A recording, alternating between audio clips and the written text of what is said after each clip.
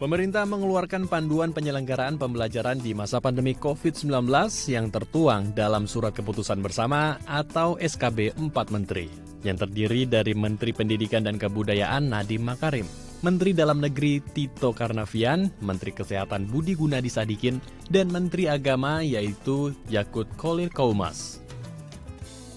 Dalam keterangan persnya melalui sambungan Zoom, Menteri Pendidikan dan Kebudayaan Nadiem Makarim menyampaikan, keputusan pembelajaran tatap muka dilakukan guna mendorong akselerasi dan efektivitas kegiatan belajar mengajar. Pasalnya pembelajaran jarak jauh saat ini tidak berjalan maksimal karena kendala jaringan internet dan minimnya kepemilikan gawai di setiap rumah siswa. Meski demikian, Nadiem menegaskan penyelenggaraan pembelajaran tatap muka atau PTM akan dilakukan dengan pembatasan 50% siswa di dalam kelas dan seluruh siswa maupun pihak sekolah menerapkan protokol kesehatan. Jadi apa kebijakan yang kita keluarkan pada hari ini? Esensi daripada kebijakan adalah karena kita sedang mengakselerasi vaksinasi. Setelah pendidik dan tenaga pendidikan di dalam satu sekolah sudah divaksinasi secara lengkap, pemerintah pusat, pemerintah daerah, atau kantor Kemenak mewajibkan satuan pendidikan tersebut untuk menyediakan layanan pembelajaran tatap muka terbatas dengan menerapkan protokol kesehatan. Dan juga masih ada opsi pembelajaran jarak jauh. Kenapa masih harus ada opsi pembelajaran jarak jauh? Karena protokol kesehatannya itu maksimal kapasitasnya 50%. Jadi mau tidak mau, walaupun sudah selesai vaksinasi dan diwajibkan untuk memberikan opsi tatap muka terbatas, tapi masih harus melalui sistem rotasi. Sehingga harus menyediakan dua-dua opsinya, tatap muka dan juga pembelajaran jarak jauh.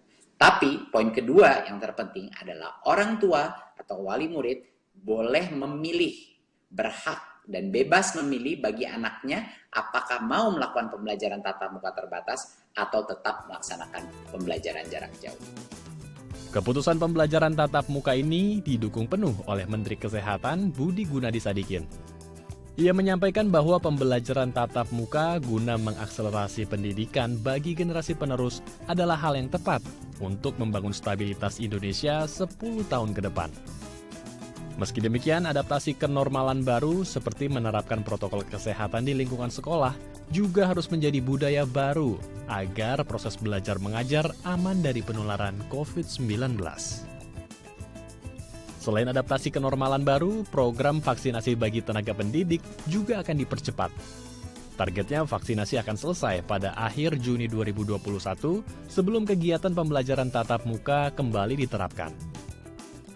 Yang kita ingin sampaikan, pertama bahwa pandemi itu sudah beberapa kali dihadapi umat manusia dan umat manusia selalu bisa beradaptasi. Dan beradaptasi yang paling penting adalah perubahan perilaku. Bagaimana menghadapi pandemi, ada 4 hal yang harus kita lakukan. Vaksin adalah salah satu di antaranya. Tapi yang paling penting adalah perubahan perilaku. Perubahan protokol kesehatan, perubahan gaya hidup baru. Untuk setiap proses hidup kita, termasuk belajar mengajar. Yang ketiga yang saya ingin sampaikan, vaksinasi adalah salah satu strategi penting. Bukan satu-satunya strategi. Untuk itu, tahapan dari vaksinasi diberikan berbasis risiko, dan untuk tenaga publik, guru adalah yang paling banyak yang harus kita selesaikan sampai akhir Juni. Untuk itu, mari kita buat program agar terjadi akselerasi untuk vaksinasi para guru ini.